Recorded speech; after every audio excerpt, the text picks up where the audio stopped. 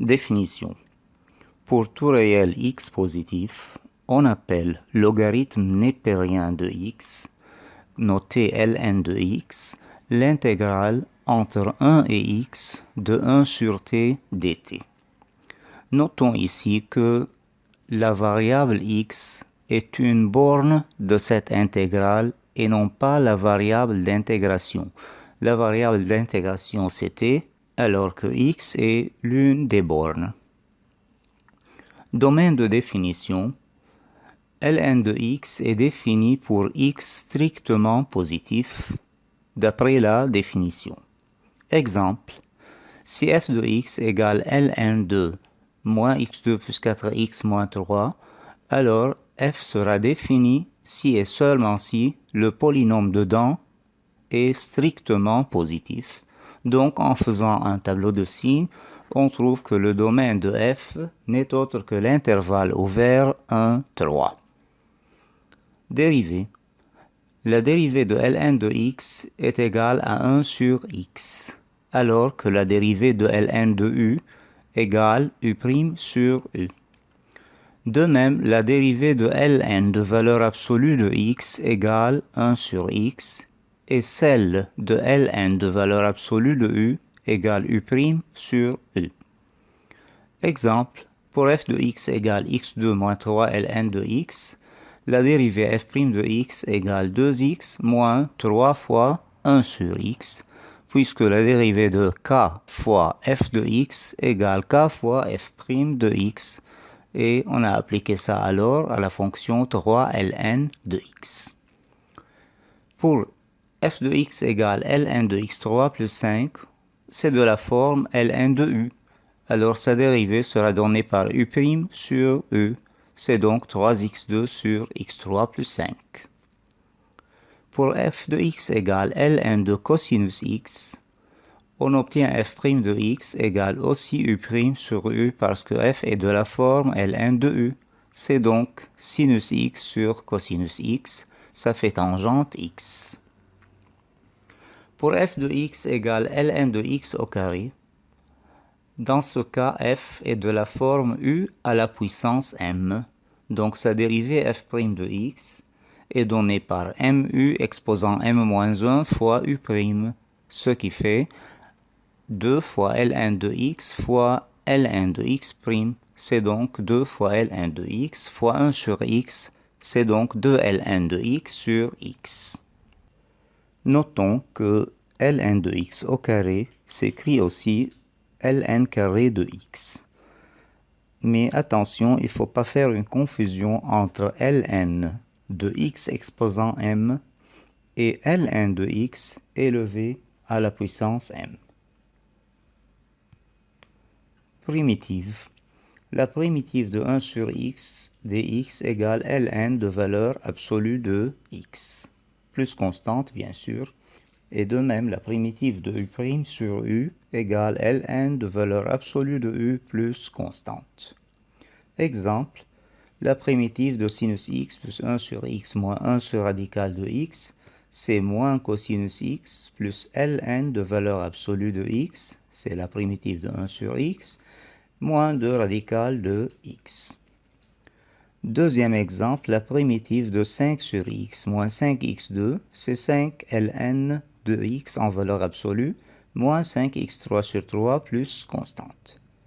Troisième exemple, la primitive de x2 sur x3 plus 4. Ça semble la primitive de u' sur u. Donc en posant u égale x3 plus 4, le u' sera égal à 3x2, donc on complète u' en multipliant par 3 dedans et par 1 tiers dehors, ce qui fait 1 tiers ln de valeur absolue de u. La primitive de cotangente x, c'est primitive de cosinus x sur sinus x, or c'est typiquement une primitive de u' sur u, parce que quand on pose u égale sinus x, la dérivée u' n'est autre que cosinus x.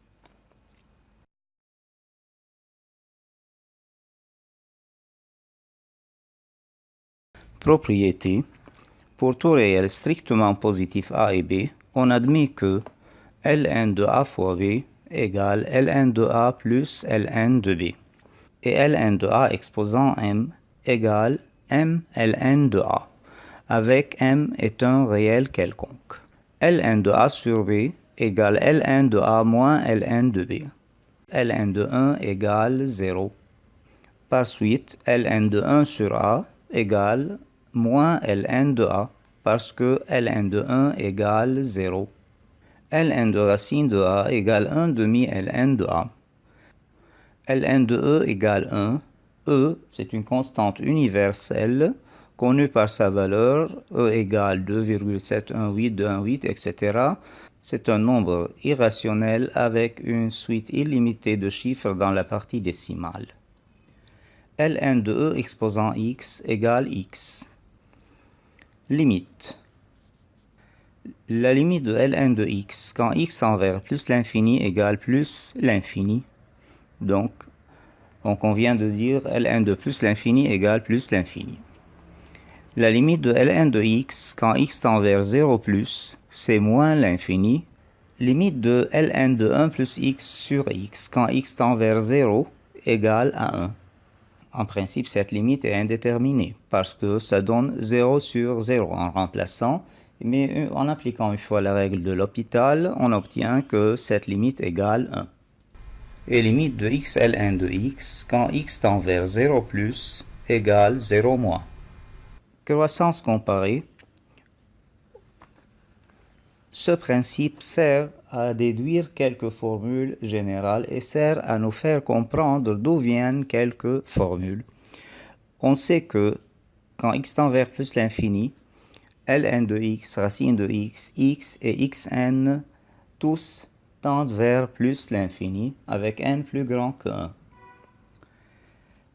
Mais Ln de x est beaucoup plus faible que racine de x.